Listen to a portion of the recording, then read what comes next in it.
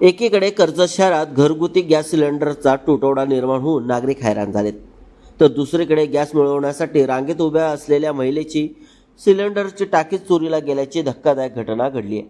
या प्रकारामुळे गॅससाठी रांगेत उभ्या नागरिकांमध्ये संताप आणि भीतीचे वातावरण निर्माण झाले।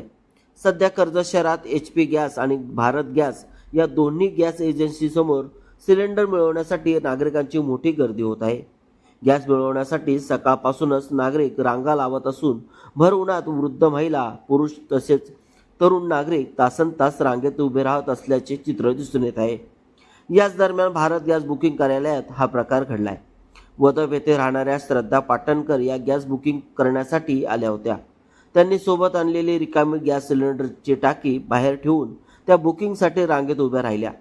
मात्र काही वेळाने त्या बाहेर आल्यावर त्यांची टाकी गायब झाल्याचे लक्षात आले। यानंतर CCTV कॅमेऱ्यांची तपासणी करण्यात आली असता एक मुलगा ती टाकी उचलून घेऊन जाताना दिसत असल्याची माहिती श्रद्धा पाटणकर यांनी दिली। एकीकडे गॅसच्या तुटवड्यामुळे नागरिक त्रस्त झाले असताना अशा चोरीच्या घटना घडू लागल्याने संताप व्यक्त केला जात आहे।